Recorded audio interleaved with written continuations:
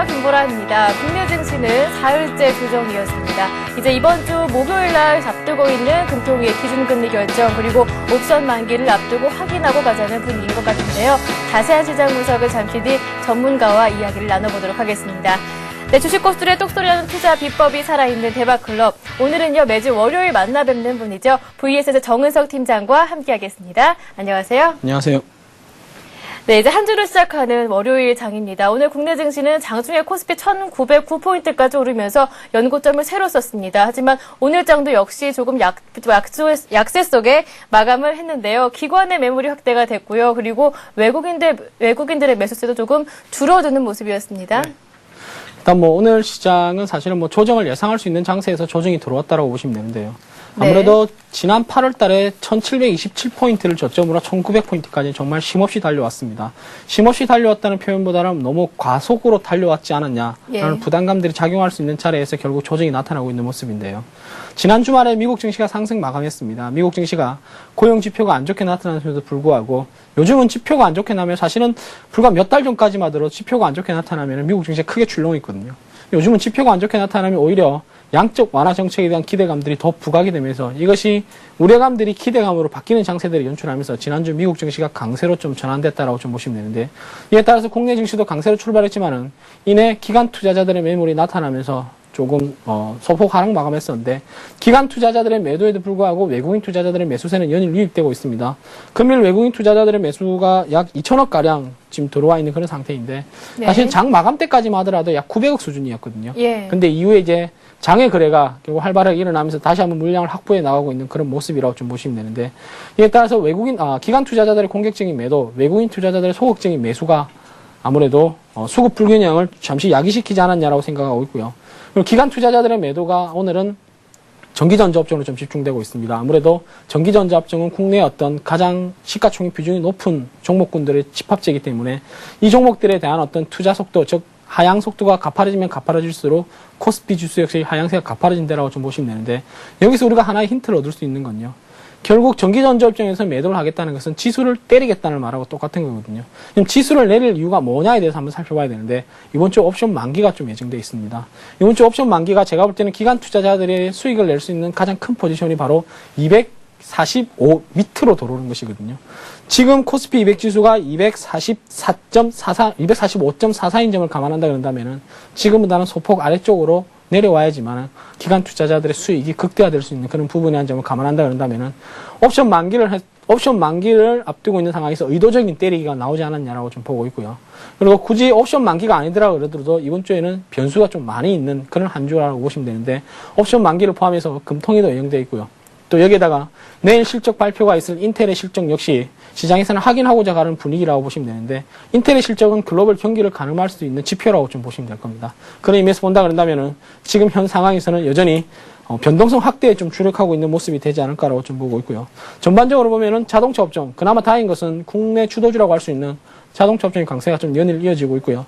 전기가스, 건설, 정건업종이 상대적인 강세를 보인 반면에 전업종이 보통 좀 하락으로 좀 마감했던 하루가 되지 않았냐라고 보고 있습니다.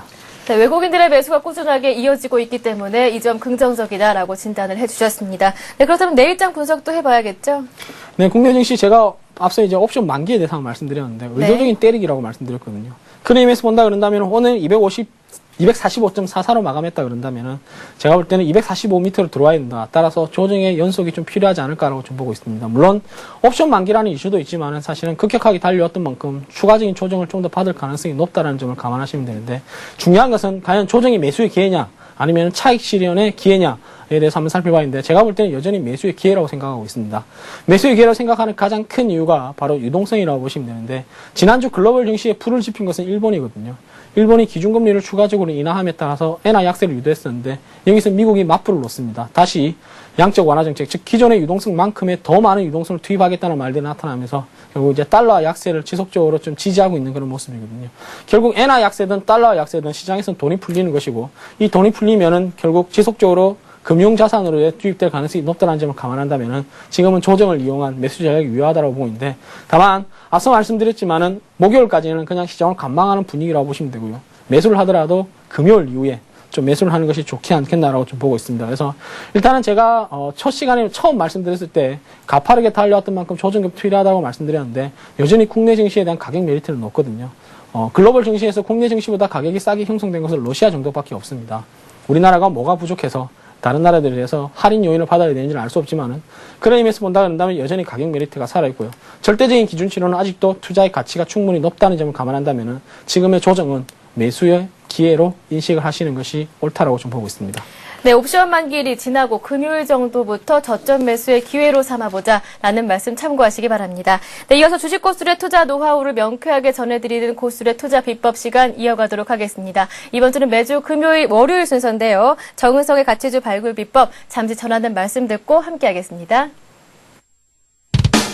고품격 경제정보 채널 서울경제TV 개국이 주년 특집 프로그램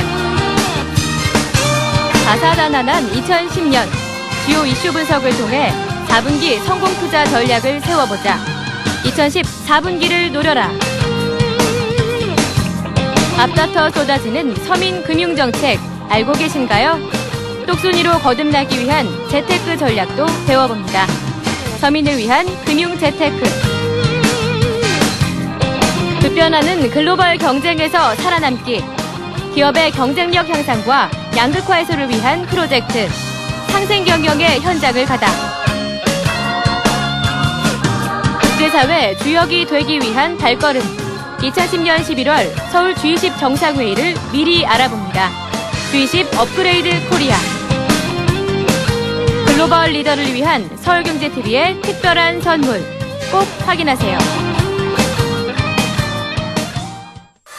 국내 증권시장 개장 직전에 폐장하는 미국 뉴욕 증권시장은 어떤 모멘텀을 갖고 움직였을까요?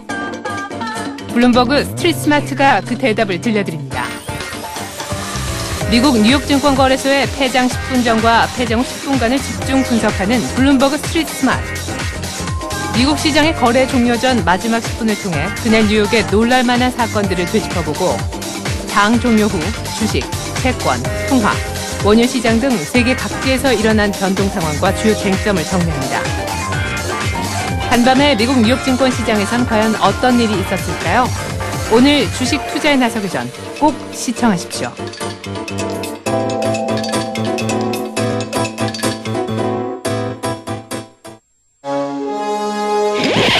세단, 쿱, SUV, 밴, 웨건, 해치백, 컨버터블 다양한 차량 정보와 드림카를 만날 수 있는 시간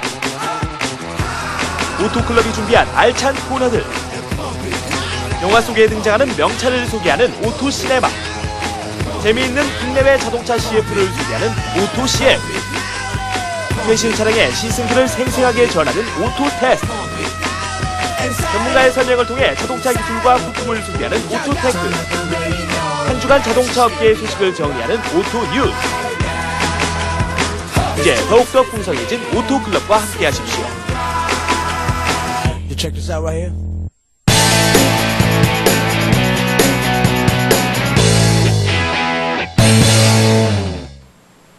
네, 정은성의 가치주 발굴 비법 본격적인 강의에 앞서서요. 여러분들이 남겨주신 질문을 먼저 해결해드리는 시간을 갖고 있습니다. 강의에 관련한 궁금한 점이나 상담받고 싶은 종목 있으시면요. 문자로 보내주시면 되는데요. 무료 문자 번호입니다. 013-3366-0110번 열려있고요. 서울경제TV 홈페이지에서 대박클럽 게시판도 언제든지 활짝 열려있으니까요. 이 점 또한 적극적으로 활용해 보시길 바라겠습니다.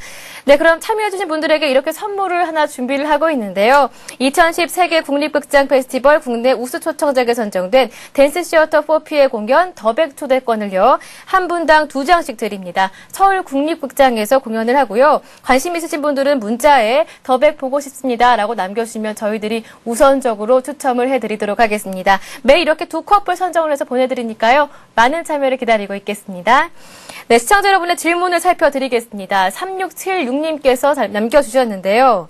한솔케미칼을 12,700원에 매수하셨고요. 25% 갖고 계시다고 합니다. 영업이익이 증가하고 있다는데 최근 주가는 하락세를 이어가고 있습니다. 괜찮을까요? 라고 남겨주셨습니다. 앞서 정은성 팀장님이 영업이익, 주가를 결정하는 마지막 요인이다 이렇게 강조를 해주셨거든요. 네.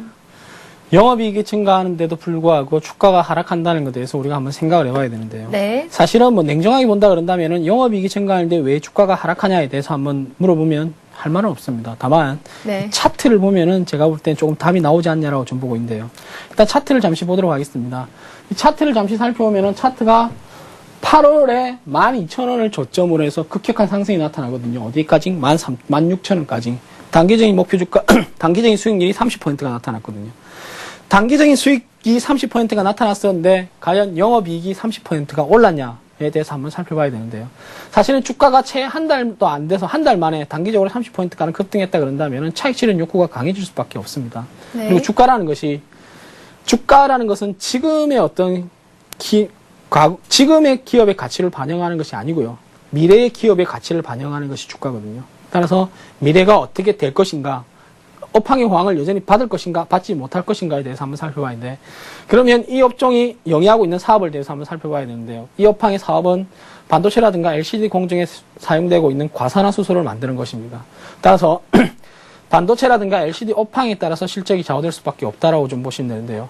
여전히 반도체라든가 LCD 업황이 호황을 누리고 있는 상황이기 때문에 아무래도 매출액이라든가 영업이익의 증가세는 지속됐지만은 다만 중요한 것은 최근에 가장 말들이 많은 종목이 바로 반도체라든가 LCD 업황이라고 좀 보시면 될 겁니다. 네. 따라서 반도체라든가 LCD 업황이 부진하다는 말들이 나타난다 그런다면 이 종목 역시 부진한 길로 걸을 수밖에 없는 그런 현상들이라고 보시면 되는데요. 네. 따라서 최근에 주가가 급격하게 상승된 이후에 조정이 나타난다라고 좀 보시면 될 겁니다. 다만 과연 정말 반도체와 LCD의 업황이 정말 부진한 것에 대해서 한번 살펴봐야 되는데 제가 볼 때는 크게 걱정하지 않으셔도 된다는 말씀을 드리고 싶습니다. 왜냐?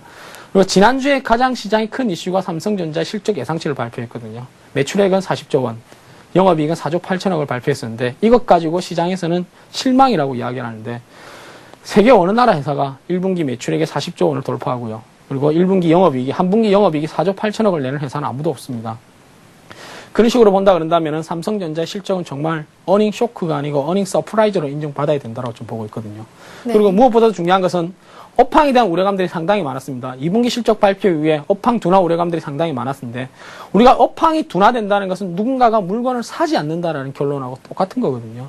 근데 삼성전자의 매출액은 오히려 2분기 대비 늘었습니다. 누군가가 물건을 더 많이 사준다라는 결론들이 나타나고 있거든요. 따라서 업황 우려는 과도하다. 다만 이제 이 종목 같은 경우에는 단기적으로 급등이 나타났기 때문에 이 급등에 대한 조정이 필요한 상태에서 조정이 들어왔다고 좀 보시면 될 겁니다. 지금 비중이 25%로고 매수 단가가 12,700원이기 때문에 어느 정도 수익은 나 있는 것으로 좀 약 20%, 15% 정도 수익이 나 있는 것으로 좀 보고 있는데요. 제가 볼 때는 이 종목은 14,500원을 지지하지 못하면은, 즉 기술적으로 14,500원을 지지하지 못하면은 일단은 차익 실현 관점으로 좀 접근하시라는 말씀을 드리고 싶은데요. 이 부분이 결국 하나의 어떤 지수의 변곡점입니다. 그러니까 우리가 흔히 이야기해서 지지선으로 작용된다 그런다면은 이 부분이 지지선이 되는데요. 5월달의 고점 부분이죠. 5월달의 고점을 뛰어넘는 이후에 급격한 상승이 나타났었고요. 이 급격한 상승이 나타나면서 더 급격한 상승이 나타났습니다. 여기서 조정을 받는데 조정은 5월달의 고점을 이탈하면 안 되는 상태에서 조정이 들어와야 되고요. 그리고 이 14,500원 재밌는 게 이게 9월 한 7, 8일 정도 되겠는데요. 이때 장대 양봉을 만들었거든요. 이 장대 양봉의 반 부분 역시 조정을 받는다 그러더라도 이 부분을 훼손해서는 안 되는 상태에서 조정을 받습니다. 그래서 실질적으로 실적은 좋아졌고 업황에 대한 기대 우려감들이 결국 주가를 제가 볼 때는 좀 조정으로 이끌고 있는 모습인데 업황에 대한 우려감은 과도하다라는 말씀을 드리고 싶고요. 실질적으로는 단기 급등에 대한 차익 실현 욕구가 강해지면서 조정을 받고 있는 그런 모습이다. 따라서 14,500원만 이탈되지 않는다 그런다면 추가적인 상승을 기대해 볼 수 있고요. 만약에 14,500원이 이탈되는 채도 회복되지 못한다 그런다면 빠르게 차익 실현 관점으로 접근해야 된다고 보고 있습니다. 네, 한 분 더 살펴보도록 하겠습니다. 이번에는 9248님께서 남겨주셨는데요. 두산인프라코어 매수가가 19,850원이고요. 50% 갖고 계시다고 합니다. 보유한 지 2년 됐다고 하시는데요. 계속 가져가야 할지 고민 중이라고 하십니다. 꽤 오래 가지고 계셨고 일단 수익권에 계십니다. 그리고 비중도 굉장히 많으신데요. 수익을 더 낼 수 있을지 이 점이 고민이신 것 같습니다. 그래서 주가가 내일 올라가겠습니까? 라고 물어보는데 네. 제가 내일 올라갑니다. 라고 대답하면 그 거짓말밖에 못 되거든요. 사실은 주가의 앞날을 예측할 수 없는 그런 상태인데요. 다만 현재의 분위기로 봤을 때는 두산인프라코어의 분위기가 상당히 좋게 흘러가고 있는 모습입니다. 예. 물론 두산인프라코어만 아니더라도 두산중공업과 두산인프라코어, 두산 동반 급등을 하고 있는 모습인데 사실 제가 지난주 관심 가질 수 있는 종목이 하이닉스라고 말씀드렸고요. 그 이전에 관심 가질 수 있는 종목을 제가 두산 인프라코어로 했다는 것을 기억을 하고 있는데요. 일단은 1차적인 목표 주가가 27,500원이었거든요. 근데 지난 목요일이었죠. 27,350원을 고점으로 나타나면서 지금 다시 이제 조정 이후에 재차 상승을 좀 준비하고 있는 그런 모습으로 보이고 있습니다. 우리가 주가 상승에서 가장 큰 역할을 하는 것은 실적인데요. 이 실적이라는 것이 전년도에 좋지 않았다 그런다면은 올해는 더 기대가 된다라고 보시면 되는데 전년도 적자였었거든요. 근데 올해는 지금 흑자로 전환됐다. 우리가 흔히 이야기하는 가장 큰 모멘텀으로 턴어라운드라고 이야기를 하는데요. 일단 두산 인프라코어는 턴어라운드에 효과가 나타나면서 최근에 주가가 연일 급등을 하고 있는 그런 모습이고, 그리고 두산 인프라코어에 문제가 많았던 것은 바로 바켓이었는데 이 네. 바켓도 역시 경기 회복이 가시화되면서 정상화되고 있는 그런 요인이라고 좀 보시면 될 겁니다. 그래서 제가 볼 때는 당분간의 이 어떤 추세는 이탈하지 않을 것이라고 좀 보고 있기 때문에 추가 상승을 좀 기대할 수 있다라는 말씀 드리고 싶은데요. 다만 이제 여기서 중요한 것은 언제나 우리가 주식을 매수할 때는 사실은 비중에 대해서 항상 고민을 해봐야 되는데 비중이 50%라는 것은 절대 작은 금액이 아니거든요. 네. 그런 의미에서 본다 그런다면은 지금은 많이 상승을 했으니까 이쯤에서 비중을 좀 줄이시는 것이 좋지 않을까라고 좀 판단하고 있습니다. 오히려 비중이 많다는 것은 투산 인프라코어가 흔들린다 그런다면 투자자분 심리 자체가 흔들릴 가능성이 높거든요. 물론 이익이 나면요 투자분 심리 자체가 좋아질지 모르겠지만 굳이 주식 투자를 하면서 리스크를 키워갈 필요는 없다라고 좀 보고 있습니다. 따라서 네. 지금의 결론을 내리면은 제가 볼 때는 추가적인 상승이 좀 가능할 것이라고 좀 판단하고 있고요. 그리고 이 상승 부분을 이탈하지 않았어야 되는 것, 즉 기술적으로 부분을 다시 한번 살펴보면은 제가 볼 때는 이 부분, 즉 25,500원 부분을 이탈하지 않는 이상은 지속적으로 상승이 가능할 것이라고 보고 있는데요. 잠시 차트를 좀 확대해서 보면요. 이 차트를 잘 보면은 지난 목요일 날 장대 양봉을 만들어내죠. 여기서 장대 양봉을 만들어냈었는데 우리가 조정이 나타난다 그러더라도 지속 말씀드리지만 이 장대 양봉의 반은 훼손하면 안 돼요. 그러니까 지난 금요일과 오늘도 마찬가지로 이 장대 양봉의 반 부분에서 지금 반 근처에서 반등이 나타나고 있죠. 이 장대 양봉을 이탈한다 그런다면 제가 볼 때는 23,000원대까지 주가의 조정을 염두에 둬야 되고요. 이 23,000원을 이탈한다 그런다면 다시 19,000원대가 주가의 조정을 염두에 둬야 됩니다. 따라서 지금이 아주 중요한 부분이라고 말씀드리고 싶은데 다만 이제 당분간 이 추세가 꺾이지 않겠다. 즉 주가의 상승 동력은 유지할 수 있다. 다만 비중이 크기 때문에 물론 지금 투자자님께서 2년 정도 가지고 계시다 그런다면 제가 볼 때는 충분히 뭐 흔히 이야기하는 심리에 크게 영향을 안 받으시는 분이라고 생각을 하고 있지만 그래도 이쯤에서 차익 실현하시고 오히려 현금 보유 비중을 좀 높여가면서 시장이 조정을 받으면 다른 종목 중심의 매수가 좀 유리하지 않을까라고 좀 보고 있습니다. 네, 대박클럽 시즌2는요, 이렇게 요일마다 출연하시는 전문가들이 다릅니다. 매주 월요일은 정은성 팀장과 함께 하니까요, 이 점 참고하시고요. 오늘 강의 내용 들으시다가 궁금하신 점 있으시거나 아니면은 상담받고 싶은 종목 있으시면요, 언제든지 보내주실 수가 있습니다. 무료 문자 번호인데요, 013-3366-0110번 열려있고요. 서영대TV 홈페이지에서 대박클럽 게시판도 활용해 볼 수가 있으니까요, 많은 참여를 기다리고 있겠습니다. 네, 그럼 정은성의 가치주 발굴 비법 본격적으로 시작합니다. 실전에서 이기는 투자, 위기에 강한 그러나 찬스에 더 강한 실전 투자의 진정한 승부사 정은성 팀장의 가치주 발굴 비법, 지금부터 함께 하시죠. 네, 정은성의 가치주 발굴하는 노하우, 재무제표를 통해서 알아보고 있습니다. 지난 시간에는 기업이 얼마나 장사를 잘 하는지 재무 비율을 통해서 알아봤었거든요. 네. 이어지는 가게 해줘야 되겠죠? 네, 이번 시간에도 역시 마찬가지입니다. 네. 기업이 얼마만큼 영업이익을 많이 내냐 또는 수익성을 많이 내자의 중점을 대해서 살펴볼 필요가 있는데요. 지난 시간에도 간단히 말씀드렸지만 기업의 가장 큰 원동력이라 한다 그러면 수익이거든요. 제가 기준적으로 생각하는 것은 결국 이제 수익을 못 내는 기업에 투자할 필요가 없다는 것이 제 기본적인 마인드라고 좀 보시면 될 겁니다. 그래서 그런 의미에서 본다 그런다면 아무래도 실적 시즌에 따라서 실적의 발표가 가장 중요하고요. 여기에 따라서 오늘, 전일과 오늘의 어떤 공부하고 있는 부분들이 가장 중요하지 않을까라고 좀 해석을 하면서 아무래도 시간을 조금 더 제가 늘렸다라고 좀 보시면 되는데요. 네. 일단은, 오늘은 뭐 지난 시간에 제가 매출액이라든가 아니면은 뭐 영업이익률 이 부분에 대해서 다 말씀드렸거든요. 그래서 매출액과 순이익, 뭐 매출액과 영업이익 또는 순이익, 그러니까 매출액에서 매출원가를 빼면 매출 총이익이 나타난다고 말씀드렸는데 매출 총이익 같은 경우에는 보통 이제 한 30% 정도가 흔히 이야기하는 어떤 적정치라고 말씀드렸고요. 영업이익 같은 경우에는 약 20%라고 그랬는데 대한민국에서 20%의 영업이익을 내는 회사는 많지 않다. 그리고 순이익은 5%라고 말씀드렸는데 5% 내는 회사들은 많죠. 그래서 일단 기준치는 그렇다 하지만은 여전히 절대적인 기준치보다는 상대적인 기준치에 우리가 중점을 둬야 된다는 말씀 드렸기 때문에 각 업종별로 비교했을 때 업종별 경쟁 상대들에 대해서 얼마만큼 이익을 많이 내는가 또는 얼마만큼 원가율을 급격한 어떤 개선세가 나타나냐가 가장 중요한 포인트라고 좀 보시면 되고요. 오늘은 두 번째로 해야 될 것이 우리가 수익성 중에서 얼마만큼 돈을 잘 활용하는지에 대해서 한번 살펴본다라고 말씀드리고 싶은데요. 첫 번째로는 자기자본 이익률에 대해서 한번 말씀해 드리도록 하겠습니다. 자기자본 이익률 같은 경우에는 이 공식을 잘 살펴보면은 당기순이익에서 평균 자기자본을 나눠주면 되는데요. 여기서 평균 자기자본이라는 것은 기초의 자기자본과 기말과 자기자본을 나누기, 즉 평균치를 나타낸다라고 좀 보시면 되는데, 왜 이렇게 평균치를 나타내야 되냐면요. 당기순이익은 다들 아시겠지만은 이것이 손익계산서 부분입니다. 근데 자본은 대차 대조표 부분이 되죠. 제가 첫 시간에 손익계산서를 말씀해 드렸을 때, 첫 시간에 손익계산서는 반드시 제가 일정 기간이라고 말씀드렸거든요. 근데 대차 대조표는 일정 시점이라고 말씀드렸습니다. 즉 손익계산서는 예를 들어서 1월 1일부터 12월 31일인 반면에 대차 대조표는 일정 시점이죠. 뭐 12월 31일 현재 이런 식으로 가거든요. 그러면은 얘는 1월 1일부터 12월 31일까지의 이익을 나타내는 것이고요. 얘는 12월 31일까지 서로 현재 코드가 안 맞다는 거죠.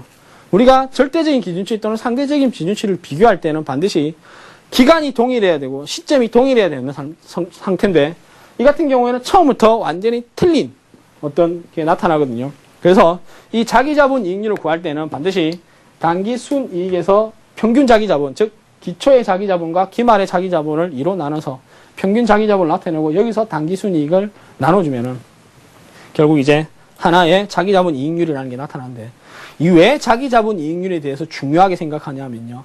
지난 시간에 질문을 하신 분 중에 한 분이 제가 기억이 남는다라고 하면 현대차에 대해서 한번 말씀하셨는데, 현대차가 2007년도에 비해서 부채 비율이 늘어났다. 그래서 네. 이게 좀 중요한, 이것이 그대로 가지고 가도 되겠냐라는 말들이 많이 나타나서 제가 그때는 별 문제가 없다라고 말씀드렸는데, 이 자기자본 이익률이라는 것은 얼마만큼 돈을 효율적으로 쓰냐의 관점이라고 좀 보시면 될 겁니다. 예를 들어서 우리가 흔히 주주가 회사에 돈을 맡겼죠. 이 정도 내가 투자를 할 테니까, 그 주주가 투자한다는 것은 내가 투자했던 돈을 니네가 효율적으로 굴려서 결국 이익을 많이 만들어내라는 목적이지 니네 써라고 주는 것은 아니거든요. 그런 의미에서 본다 그런다면 주주는 즉 자기 자본, 즉 주주의 자본을 얼마만큼 효율적으로 관리하는지에 대해서 아주 중요하겠죠. 내가 준 돈을, 즉 주주가 투자했던 돈을 쓸데없이 쓴다 그런다면은 그 반가워할 주주가 없다라고 좀 보시면 되는데요. 예를 들어서 우리가 학교 다닐 때, 제가 어렸을 때는 항상 저희 아버지가 용돈을 주시면은 저축을 많이 한 사람에게 더 많이 줬거든요. 이 아버지 입장에서는 자식에게 똑같은 용돈을 준다 그러더라도 얘는 돈을 효율적으로 저축도 하고 효율적으로 쓴다는 판단을 하셨고요. 반대쪽 입장에서는 용돈을 작게 주는 입장에서 보면은 돈을 줘봤자 어차피 얘는 효율적으로 돈을 쓸 줄 모른다라는 판단들이 나타나면서 결국 그 어떤 용돈의 차이가 좀 격차가 나면 날수록 계속해서 격차가 벌어졌었거든요.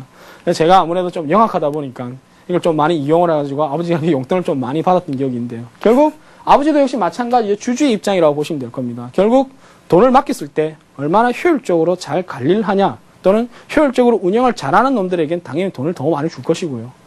효율적으로 운영을 하지 못하는 사람들에게는 돈을 더 많이 안 줄 것이라고 저는 생각을 하고 있습니다. 그래서 그런 의미에서는 주주 역시 마찬가지로 과연 내가 맡겼던 돈에 대해서 경영자라든가 회사의 어떤 임원들이 얼마만큼 효율적으로 관리를 해서 얼마만큼 많은 이익을 창출을 해서 나에게 얼마만큼 많은 이익을 돌려주냐가 가장 키포인트가 되겠죠. 여러분들은 투자를 왜 하십니까? 투자를 하는 이유는 이익 창출이 목적이죠. 주주 역시 마찬가지입니다. 여러분들이 주식 투자를 할 때 주식을 사면 여러분도 주주가 되거든요. 근데 여러분들이 주식 투자를 했는데 내가 장기 투자를 했단 말이죠. 장기 투자를 했는데 뭐 한 5년 또는 뭐 10년 동안 나는 묻어들 것이라 생각을 하는데 5년, 10년 동안 묻어들어도 이 회사가 이익을 많이 내면은 여러분들에게도 계속해서 이익이 올라갑니다. 왜냐? 배당이라는 게 있거든요. 배당은 왜? 이익을 많이 내는 회사가 배당도 많이 합니다. 이익을 조금 내면은 배당을 할 수 있는 능력이 없겠죠. 손실을 나는데 배당을 해줄 수는 없겠죠. 그런 의미에서 가정한다 그런다면 결국 투자라는 것은 이익 창출의 목적인데 주주도 역시 마찬가지로 제대로 된 이익을 만들어내지 못하는 회사에게 주주는 투자를 할 필요가 없거든요. 그런 의미에서 본다 그런다면 자기 자본 이익률, 즉 주주가 만들어냈던, 주주가 투자했던 이익에 대해서 과연 경영자라든가 임직원들이 얼마만큼 열심히 노력해서 얼마만큼 효율적으로 많은 돈을 굴려서 얼마만큼 나에게 이익을 많이 돌려주냐가 가장 키포인트가 된다라고 좀 보시면 될 겁니다. 그래서 여기서 말하는 자기 자본, 말씀드렸죠. 기초의 자기 자본과 기말의 자기 자본을 평균 자본을 계산해서 계산하는 것이 바로 자기 자본 이익률이 되고요. 한 단계 더 내려가면은 총자산 이익률이 되는데, 총자산 이익률은 간단합니다. 앞서 제가 자기 자본 이익률을 말씀드렸는데, 자기 자본은 자기 자본에서 평균 자기 자본을 계산하는 거고요. 총자산 같은 경우에는 정말 총자산에서 평균 총자산을 계산해서 여기서 단기 순이익을 나눠준다라고 보시면 되는데요. 제가 이거 첫 시간에 말씀드렸던데, 총자산, 우리가 흔히 이야기하는 총자산은요, 두 가지로 구분되죠. 이게 자기 자산과 타인 자산. 자기 자본, 타인 자본. 이게 자기 자본이 주주의 자본이 되고, 타인 자산은 채권자의 자본이 되겠죠. 즉, 앞서 말씀드렸던 자기 자본은 주주가 투자를 했던 자본에 대해서 얼마만큼 효율적으로 자본을 늘리냐가 자기 자본이 되고요. 지금 말씀드린 총자산은 주주의 자본이든 타인의 자본이든 얼마만큼 이 돈을 많이 굴려가지고 이익을 많이 만들어내냐가 중요한데, 앞서 제가 자기 자본에 대해서 말씀드렸기 때문에 지금은 타인 자본에 대해서 잠시 말씀드리면요. 이게 이제 지난 시간에 말씀드렸던 현대차하고 밀접한 관계가 있다고 보시면 되는데, 타인의 자본은 결국 부채가 됩니다. 지난 시간에 부채가 100%였는데 부채가 140%까지 증가했다. 이거 위험한 거 아니냐? 라는 말씀을 하셨는데, 제가 위험하지 않다라고 말씀드렸던 게, 부채가 많은데, 부채가 아무리 많은데 이것을 효율적으로 관리만 하면 되거든요. 예를 들어서 내가 은행에서 돈을 빌렸는데, 돈을 빌렸 당시 이익이 이자가 5%였다. 내가 양업을 잘해서 이 5%의 이익을 주고도 5%가 남았다. 그러면 여러분들은 어떤 선택을 하겠습니까? 5%의 이익이 무서워서 돈을 빌리지 않겠습니까? 아니면은 5%, 즉 10% 이익을 만들어내서 5%의 이자를 갖고도 내가 5% 이익을 남기겠다. 바로 이거거든요. 부채가 아무리 많다 그러더라도 결국 부채의 어떤 이율보다도 많은 이익을 남긴다 그런다면 회사 입장에서 성공한 거거든요. 그런 의미에서 본다 그런다면 회사가 자기의 어떤 자산이든 또는 타인의 자산이든 이 자산을 잘 굴릴 수만 있다 그런다면 부채가 늘어나는 것쯤은 문제가 안 된다. 여기서 중요하고, 또 하나 타인 자산이 중요한 것은 결국 자기 자산이라는 것에 한계가 있거든요. 근데 타인에게 돈을 빌리지, 즉 부채는 양면성을 가지고 있습니다. 부채가 높아진다는 것은 위험성은 증가할지 모르겠는데 투자하는 자본이 그만큼 많다는 거거든요. 성장성이 올라간다는 거죠. 부채가 낮다라는 것은 안정성은 내려갈지 모르겠지만 성장성이 역시 내려간다라고 좀 보시면 될 겁니다. 자금을 조달함으로 인해 가지고 이 자금을 투입을 하고, 자금을 투입을 해서 효율적인 어떤 매출액 증가라든가 이익의 증가율을 만들어낸다 그런다면 그 기업은 성장할 것이고요. 이 자본이 이 어떤 부채가 증가되는 게 두려워서 또는 재무 건전성이 악화되는 게 두려워서 투자를 하지 않는다 그런다면 그 기업은 도태가 된다라고 좀 보시면 될 겁니다. 그런 의미에서 본다 그런다면은 과연 자산을 얼마나 효율적으로 관리하냐에 따라서 부채가 늘어나든 늘어나지 않든 가장 중요한 요인, 즉 자기 자본 이익률과 총자산 이익률을 얼마나 많이 만들어내냐에 따라서 주가의 방향은 달라질 수가 있고 기업의 미래는 달라질 수 있다라고 좀 보시면 될 겁니다. 그래서 일단은 지난 시간에는 제가 간단하게 매출액 영업이익 또는 매출액 이익률, 영업이익률 또는 순이익률에 대해서 말씀드렸고, 오늘은 자기자산 이익과 총자산 이익률에 대해서 말씀해 드렸는데요. 이것을 간단하게 제가 표로 한번 나타내 보도록 하겠습니다. 간단하게 표로 나타내면요. 일단은 네. 잠깐만 기다려요. 죄송합니다. 표로 한번 잠깐 나타내면요. 이 표가 이제 나타나 있는 모습인데 표가 간단합니다. 지난 시간에 했던 거 복습이라고 보시면 되는데, 손익계산서는 간단한 매출액 총이익률은 매출액에서 매출 총이익을 나눠주면은 여기 27.7%가 나타나는데요. 30%가 기준선이라고 제가 말씀드렸죠. 아주 양호합니다. 이 정도면은. 그리고 두 번째, 매출액 영업이익률은 매출액에서 영업이익을 나눠주면 되거든요. 이 부분이 이제 지금 매출액이 8,564억 원이고 영업이익이 여기 나타나는 영업이익이 854억 원입니다. 즉 10%의 영업이익률이 나타나가 있는데, 전반적으로 한 20% 정도는 기준치로 나타나야 된다고 말씀드렸는데, 사실은 20%의 영업이익률이 나타나는 회사는 잘 없고요. 그리고 매출액 순이익률은 5%, 기준치가 5%라고 말씀드렸는데 여기는 조금 아깝게 4%입니다. 조금 미치지 못하고 있는 그런 모습이죠. 그런 의미에서 본다 그런다면 이 한국전자의 손익계산서, 즉 영업성적은 양호한 수준에서 형성이 되고 있다라는 말씀을 좀 드리고요. 네. 그리고 다시 내리면 이제 수익성 지표, 제가 앞서 자기자본 이익률과 총자산 이익률에 대해서 말씀해 드렸는데, 자기자본 이익률과 총자산 이익률 말씀드렸지만은, 자기자산은 대차 대조표, 자본은 대차대표 분야이기 때문에 대차대표에서 가져와야 되고요. 그리고 손익계산서 부분에서 순이익을 가져오는 거죠. 그러면은 자기자본 이익률이 11.3%고 총자산 이익률이 약 5%인데, 보통 자기자본 이익률은 우리가 흔히 이야기하는 기준치가 약 20% 정도는 돼야 되지 않냐가 기준치가 되고요. 뭐 총자산 이익률 같은 경우에는 10%, 5%에서 10% 정도면 양호하다라는 이야기가 나타나는데, 역시 뭐 기준치에서 크게 벗어나지 않는다라고 보시면 될 것 같습니다. 이렇게 말씀처럼 기업의 경쟁력을 볼 때는요, 그 기업의 수익성이 굉장히 중요할 텐데요. 그렇다면 실제로 종목들을 사례로 들어보실 수도 있을까요? 네, 일단 종목들의 사례로 한번 들어보면요. 예. 일단은 수익성이 좋은 기업이 제가 지난 시간에 뭐 강원랜드에 대해서도 말씀해드렸고, 포스코에 대해서도 말씀해드렸고, 그리고 또 하나 본다면은 삼성증권 같은 경우에도 수익률이 상당히 좋은 기업이라고 보시면 되는데, 오늘은 제가 네. 강원랜드에 대해서 다시 한번 말씀을 해드리면요. 예. 강원랜드를 잘 보면은 주가의 상승 속도가 계속해서 가파르게 올라오고 있습니다. 주가가 불과 5월달까지만 하더라도 보시면은 17,000원대의 주가였었는데, 지금 현재 25,000원대의 주가, 8,000원이 상승을 했었거든요. 8,000원이 올랐다는 것은 제가 볼 때는 뭐 거의 50% 이상의 주가 상승률이 나타났다라고 좀 보시면 될 겁니다. 근데 왜 이렇게 가파른 주가의 상승률이 나타나는지에 대해서 한번 살펴보면요. 주가는 결국 실적을 반영한다. 물론 단기적으로는 주가와 실적이 반대로 되는 경우가 있습니다. 예를 들어서 내려가면은 뭐 수익이 내려가는데도 불구하고 주가가 올라가고요. 주가가 올라가는데도 불구하고 수익률은 계속해서 내려가는 건 단기적으로는 그런 현상들이 많지만, 이게 중장기적인 측면에서는 반드시 같이 가게 돼 있다라고 좀 보시면 될 겁니다. 이게 이제 강원랜드가 단적인 예로 보여준다라고 좀 보시면 되는데요.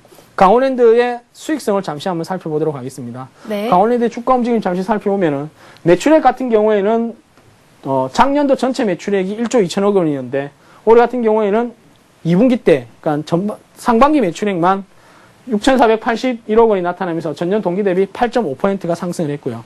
영업이익 같은 경우에는 전년도 1년 동안의 영업이익을 잘 살펴보면은 약 4,600원이었는데, 지금은 2,971억 원이거든요. 전년도에 비교하면은 엄청나게 좀 가파른 속도가, 매출액의 증가세가 나타난다라고 좀 보시면 될 겁니다. 그래서 일단은 이런 부분들이 결국 이제 주가의 상승세를 이끌고 있는 그런 부분이라고 좀 보시면 되고요. 이 반대적인 기업으로 한번 살펴보면은 한국전력을 한번 살펴보도록 하겠습니다. 네. 한국전력은 최근에 주가의 속도가, 상승 속도가 좀 가파르게 나타나면서 최근에 조금 조정을 받고 있는데, 사실 지난주까지만 하더라도 시장에서 가장 핫 이슈가 되는 것이 한국전력이었거든요. 근데 한국전력 같은 경우는 주가의 움직임이 상당히 부진하죠. 계속해서 하락을 합니다. 연초 대비해서. 어디까지 하락을 하는지 모르겠지만은 하락을 한 이후에 반등이 나타나고 있는데요. 왜 이렇게 한국전력의 주가가 하락을 할까? 역시 실적이라고 보시면 되는데요. 주가가 하락하는 만큼 실적도 하락을 한다라고 좀 보시면 될 겁니다. 기업을 잠시 한번 살펴보면요. 이 한국전력 같은 경우에는 결국 이제 매출액이 뭐 많죠? 매출액은 엄청납니다. 뭐 2010년도 올해 하반기까지 매출액이 17조, 약 18조 정도 되는데 적자를 계속해서 직속하고 있고, 당기순이익은 8,969원이고요. 그리고 영업이익 같은 경우에는 영업 손실이 거의 뭐 2조 3천억 원. 전년 동기 대비해서도 적자폭이 확대되고 있습니다. 전년 동기가 1조 5천억 원이었는데 지금은 2조 3천억 원이거든요. 그러면은 주가가 계속해서, 수익적이 계속해서 안 좋다 보니까 주가가 계속해서 안 좋은 모습들이 나타나고 있는데, 다만 중요한 것은 이런 어떤 부분들에 대해서도 우리가 흔히 이야기해서 주가는 하락만 하지 않고 실적도 계속 안 좋아질 수는 없거든요. 그런 의미에서 본다면은 최근에 한국전력의 의미 있는 반등이 좀 나타난다라고 좀 보고 있고요. 이것을 다른 선상에서 보면은 두산인프라코어가 비슷하다라고 보시면 될 겁니다. 두산인프라코어가 실적이 가파르게 나타나는 게 턴어라운드에 대한 기대감이었는데, 제가 볼 때는 한국전력이 내년도에는 턴어라운드 될 것입니다. 따라서 지금의 주가가 싸다라는 점을 감안한다고 한다면은 충분히 지금은 뭐 바닥권에 대한 기대감을 나타내면서 오히려 상승 쪽에 무게중심을 둘 수 있지 않겠냐. 물론 지금 현재 상황으로 보면은 아직까지도 한국전력은 좋지 않지만은, 주가라는 것은 반드시 과거의 영광을 재현하는 것이 아니고 미래의 꿈을 만들어내는 것이 주가거든요. 그런 의미에서 본다면 한국전력은 지금 당장은 우려감이 많은 기업이지만 향후에 대해서 기대감은 상당히 높은 기업이다 라는 말씀을 드립니다. 네, 그렇다면 오늘 강의와 관련해서 어떤 정보를 한번 눈여겨보면 좋을까요? 네, 오늘 눈여겨볼 수 있는 종목은요, 네. 현대모비스라는 종목을 좀 말씀해드리고 네, 싶습니다. 오늘 많이 올랐죠. 네, 오늘 그나마 시장에서 자동차들이 반등이 나타나면서 예. 시장을 일정 부분 방어하는 모습들이 나타나고 있는데요. 자동차 업종들이 반등을 하는 가장 큰 이유는 결국 이제 성장성에 대한 기대감들입니다. 우리가 작년 이후에 결국 시장에서 가장 많이 올랐던 업종들을 살펴보면 전기전자 업종과 자동차 업종인데, 자동차 업종 같은 경우에는 글로벌 시장 점유율을 계속해서 높여가고 있는 모습이거든요. 현대 기아차가 글로벌 시장 점유율을 높인다는 것은 현대 기아차의 부품을 공급하는 현대 모비스 역시 지속적으로 상승을 할 가능성이 높다라는 말씀을 드리면서 계속해서 상승을 하고 있는 그런 모습인데, 일단은 제가 가장 중요시하는 수익성 지표를 잠시 보도록 하겠습니다.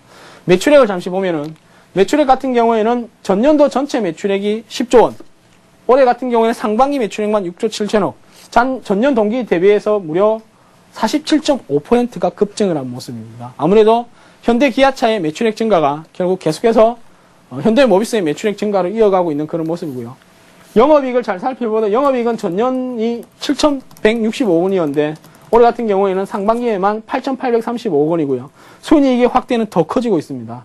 전년 상반기의 순이익이 7,239억 원이었는데요. 올해 상반기에는 1조 2,269억 원 사상 최대 실적을 경신하고 있는 모습인데, 이것이 3분기 때도 지속적으로 이어진다. 즉 영업이익과 매출액, 순이익이 동반 상승함에 따라서 주가도 동반 상승을 하고 있는 그런 모습이다라고 좀 보시면 되는데요. 일단은 차트만 본다 그런다면 사실은 단기 급등에 대한 부담감이 없을 수가 없겠죠.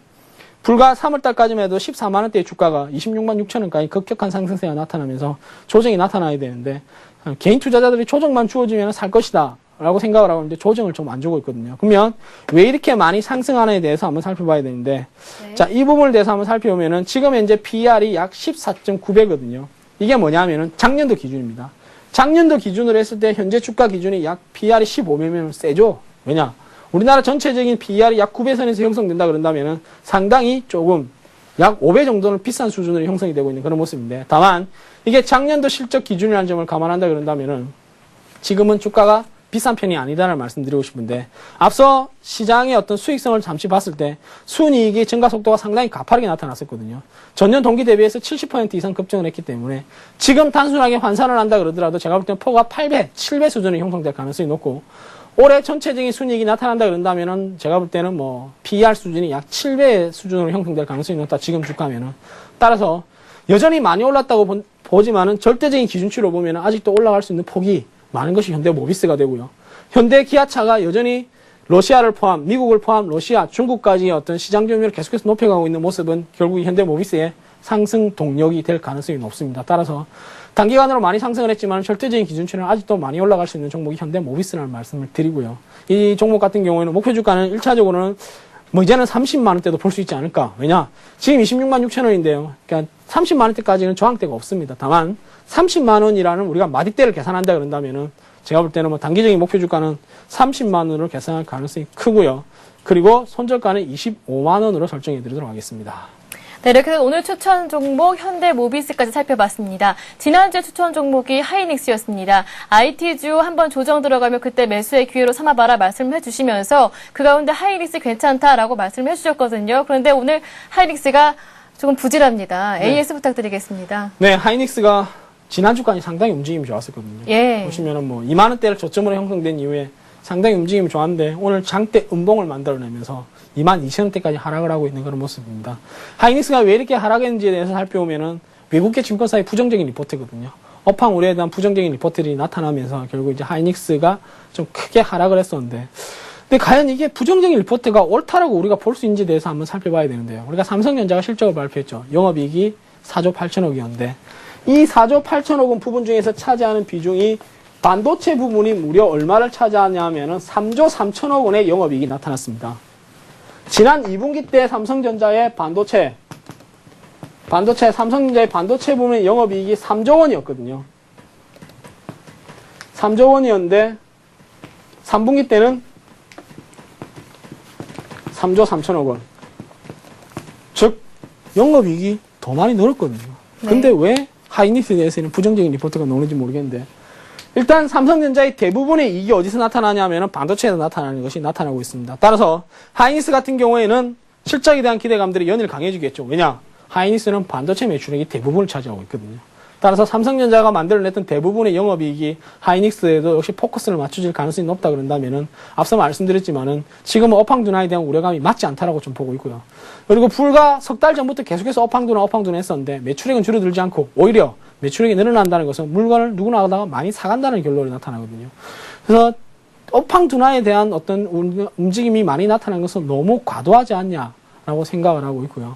그리고 중요한 것은 우리가 업황둔화가 나타난다 그러더라도 결국 이제 판매량을 조금 생산량을 좀 줄이면 되거든요. 근데 최근에 업황둔화에 대한 우려감, 즉 치킨 게임에 대한 두려움들이 나타나면서 대만 업체들이 감산을 나타내고 있고요.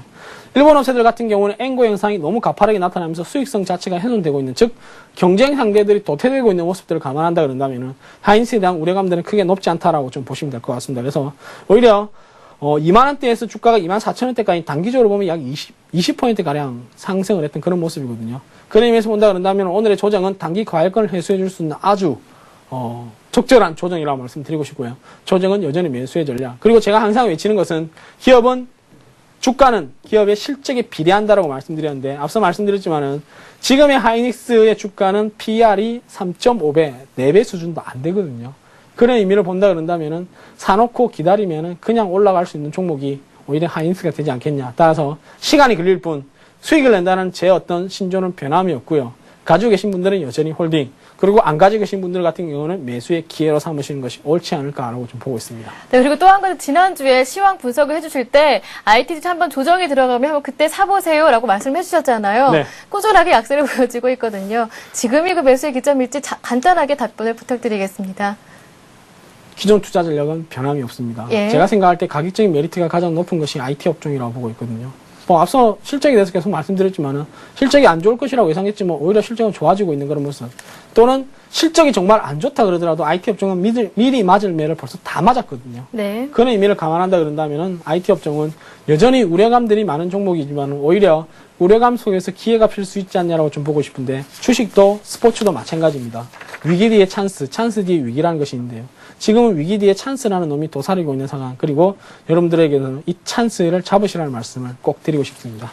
네, 이어서 여러분들이 상담을 신청해 주신 종목들을 살펴보는 시간을 갖도록 하겠습니다. 오늘 강의 시간에 강조해 주신 그 투자 기법 그대로 해드리니까요. 많은 참여를 기다리고 있겠습니다. 참여 방법 다시 한번 고지해 드리겠습니다. 무료 문자 번호입니다. 013-3366-0110번으로 보내주시면 됩니다. 그럼 첫 번째 종목부터 살펴보도록 하겠습니다. 첫 번째 종목은 코오롱 건설입니다. 4,750원에 매수하셨고요. 20% 갖고 계시다고 하는데요. 어떻게 보면 될까요? 글쎄요, 건설업종은 전반적인 리스크에 대해서 한번 살펴봐야 되는데, 사실은 국내 건설 바닥이 제가 볼 때는 국내 부동산 경기가 지금은 획기적인 반등이 나오긴 어렵거든요. 왜냐하면은, 아직까지 미분양 물량이라든가 아니면은 너무 과열됐던 어떤 부동산 시장이 지금 이제 제자리를 찾아가고 있는 과정이라는 말씀을 좀 드리고 싶은데, 따라서 지금은 완벽하게 제가 볼 때는 바닥을 찍고 탈출하지는 않을 것이다. 국내 부동산 경기가 그렇게 말씀드리고 싶습니다. 따라서 일단은 바닥 다지기는 유효하다라는 말씀을 좀 드리지만은 여전히 아직까지 모든 리스크를 탈피한 것이 아니라는 말씀을 좀 드리고 싶은데요. 코오롱건설 같은 경우에는 실적을 한번 잠시 살펴볼까요?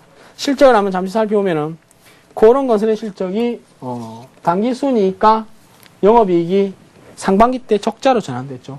적자로 전환되다 보니까 주가의 하락 속도도 가파르지게 내려왔다라고 좀 보시면 될 겁니다. 차트를 잠시 한번 살펴보면은 상반기 때 주가의 하락 속도가 상당히 깊었죠. 올해 1월 달에 주가가 6,500원대였었는데 4,000원대까지 상반기 때 하락을 하면서 지금 바닥 다지고 상승하고 있는 그런 모습이거든요. 이렇게 주가가 안 좋았을 때는 실적이 안 좋았었는데 결국 실적도 안 좋은 것이 나타나고 있고, 즉 실적이 안 좋음에 따라서 주가가 하락을 하고 있는 모습인데 지금은 반등이 나타나고 있다. 그러면은 국내 부동산 경기가 아무래도 지금이 바닥이 아닌가 라는 기대감들이 좀 나타나고 있습니다. 아직 완벽한 바닥 탈피라고 볼 수는 없지만 일단은 추가적인 하락보다는 상승 쪽에 무게중심이 가 있지 않을까라는 것이 이제 업계의 판단인 걸로 좀 보고 있고요. 투자자들의 판단이라는 걸 좀 보고 있습니다. 그래서 일단 매수 단가가 4,750원이라고 말씀하셨는데 4,750원이라 그런다면 사실은 작은 매수 금액도 아니거든요. 다만 이 종목 같은 경우는 기술적으로 본다 그런다면 제가 볼 때는 4,500원대만 이탈하지 않는다 그런다면은 추가적인 상승을 좀 더 기대할 수 있지 않을까. 다만 추가적인 상승도 5,500원까지 추가적인 상승을 바라볼 수 있습니다. 제가 여기서 말씀드렸던 1차 목표 주가가 5,500원이기 때문에 여러분들 꼭 5,500원을 가서 파시려고 생각하시는 분들이 많은데요. 5,300원 넘어가면요. 그때부터는 물량을 계속해서 드러낼 수 있는 그런 전략이 필요하지 않을까라고 좀 보고 있습니다. 그래서 일단은 5,500원대까지 추가 상승을 기대할 수 있지만 5,500원 단기간 돌파하기 힘들고요. 다만 중요한 것은 지금은 바닥권에 대한 기대감들이 연일 좀 강해지고 있지 않냐. 따라서 지금은 보유 전략을 말씀드리도록 하겠습니다. 네, 다음 종목을 살펴보도록 하겠습니다. 다음 종목은 8190님께서 남겨주셨는데요. LG화학을 33만 원에 매수하셨는데 40% 갖고 계시다고 합니다. 오늘 LG화학의 현재가 살펴보면 오늘은 다시 2% 조정이었습니다. 32만 1,000원에 머물러 있는 상황인데요. LG화학 어떻게 보면은 올해 네. 주식시장을 가장 뜨겁게 달궜던 종목 예. 중에 하나가 LG화학이라고 보시면 되는데요. 2차 전지에 대한 기대감들이 강해지면서 결국 이제 LG화학 같은 경우에는 2차 전지의 성장세와 더불어서 상승을 했던 그런 종목 중에 하나라고 좀 보시면 되는데요. 일단은 LG화학의 기술력은 뭐 인정받을 수밖에 없습니다. 세계 어떤 뭐 유수의 자동차 회사들과 어떤 뭐 2차 전지 계약을 맺음으로 인해 가지고 주가의 상승 속도도 좀 가파라지고 있는 그런 모습인데, 다만 이제 우리가 상승이 들어오면은 결국 이제 하락이라는 것을 염두에, 즉 조정이라는 것을 염두에 둘 필요가 있다라고 좀 보시면 되는데요. 이 LG화학 같은 경우에는 올해 1월 달에 약 22만 5천 원대의 주가, 20만 원대의 주가였죠. 20만 원대의 주가가 35만 원대까지 급격한 상승이 나타나면서 20만 원의 주가가 35만 원까지라 그런다면 약 올해만 수익률이 75%거든요. 엄청난 주가의 상승률을 가지고 왔죠. 근데 실적은 75%가 증가했나? 사실은 아니고요. 그렇다고 해서 실적이 꼭 지금하고 비례된다라고 볼 수는 없지만은 여전히 LG화학 같은 경우에는 단기 급등에 대한 부담감들이 결국 주가 상승의 발목을 잡을 가능성이 높고요. 그리고 잘 살펴보면은 우리가 기술적인 움직임도 살펴봐야 된다라고 좀 보시면 되는데요. 이 기술적인 움직임을 보실 때는 제가 볼 때는 완전히 상승 추세를 이탈했다라고 좀 보고 있습니다. 그래서 지금은 접근할 시점이 아니라고 말씀드리고 싶은데, 일단 잘 살펴보면요. 주가를 조금 확대해서 보면요. 차트를 조금 확대하도록 하겠습니다. 차트에서 보면은 올해 1월 달부터 이어져 왔던 상승 추세가 가파라지게 이어져 왔었는데 지금은 추세가 이탈했죠. 지금 추세를 이탈했기 때문에 지금은 가지고 가는 것은 옳지 않다라고 보고 있습니다. 왜냐? 일단 추세를 이탈한 종목이기 때문에 추가적으로 이탈할 가능성이 크다라는 말씀드리고 싶고요. 그리고 이 추세선을 회복하기 전까지는 의미 있는 반등을 기대해보기 힘들다. 우리가 똑같은 의미 내에서 다른 종목을 살펴보도록 하겠습니다. 다른 종목을 살펴보면은 삼성전기라는 종목을 살펴드리고 싶은데, 삼성전기 어떻습니까? 우리가 주가가 가파르게 상승한 이후에 상승 추세를 이탈한 이후에 계속해서 하락이 나타나고 있죠. 그래서 이건 역시 어떻게 본다 그런다면은 안 좋게 보면요. 정말 안 좋게 보면은 삼성전기의 주가 수준을 밟아갈 수 있다는 말씀을 좀 드리고 싶기 때문에 지금은 오히려 비중을 좀 줄이시는 것이 정론치 않을까라고 좀 보고 있고요. 그리고 또 하나 종목을 예를 들면은 삼성 SDI라는 종목을 예를 들도록 하겠습니다. 삼성 SDI를 잘 살펴보면 삼성 SDI 역시 마찬가지입니다. 가파르게 상승한 이후에 주가가 최근에 하락 추세를 이탈한 이후에, 상승 추세를 이탈한 이후에 좀 조정이 가파르게 일어나고 있는 그런 모습이거든요. 그래서 이 종목 역시 마찬가지로 제가 볼 때는 추세를 이탈했던 종목이다. 근데 제가 왜 삼성전기랑 삼성 SDI를 여러분들에게 보여주겠습니까? 올해 시장에서 가장 뜨거웠던 것이 삼성 SDI, 삼성전기, LG화학, 기아차, 호남석유 이런 종목들이거든요. 그래서 어쩌면은 흔히 이야기하는 7공주라는 종목, 자문사 7공주라는 종목이 어쩌면은 삼성전기와 SDI의 전철을 밟아갈 수 있다는 우려감들이죠. 그래서 지금은 비중을 줄이시는 게 오히려 투자 전략이 유효하지 않을까라고 좀 보고 있습니다. 네, 이렇게 해서 오늘 정은성의 가치주 발굴 비법 강의와 함께 여러분들이 신청하신 종목들 상담하는 시간까지 가져봤습니다. 많은 분들이 보내주셨는데 오늘 아쉽게도 여기에서 마쳐야 될 것 같습니다. 오늘 참여하실 수 있는 방법, 앞으로 참여하실 수 있는 방법 다시 한번 고지해드리겠습니다. 무료 문자 번호입니다. 013-3366-0110번 열려 있고요. 그리고 서울국제TV 홈페이지에서 대박클럽 게시판도 열려 있다니까요. 이 점도 참고해 보시기 바라겠습니다. 참여해주신 분들을 위해서 선물 드리고 있습니다. 2010 세계 국립극장 페스티벌 국내 우수 초청작으로 선정된 댄스 시어터 4P의 공연 더백 초대권을 한 분께 2매씩 드리고 있으니까요. 받고 싶은 분들은 더백 공연 보고 싶습니다 라고 문자 남겨주시면 저희들이 우선적으로 보내드리도록 하겠습니다. 네, 오늘 강의해 주시고 상담까지 해주신 정은성 팀장님 수고 많으셨습니다. 감사합니다. 네, 내일은요, 어스투자연구소 김도곤 소장의 정석 차트 매매법이 준비되어 있습니다. 내일도 꼭 채널 고정해 주시기 바랍니다. 대박클럽 오늘 준비한 내용은 여기까지입니다. 시청해주신 여러분 고맙습니다.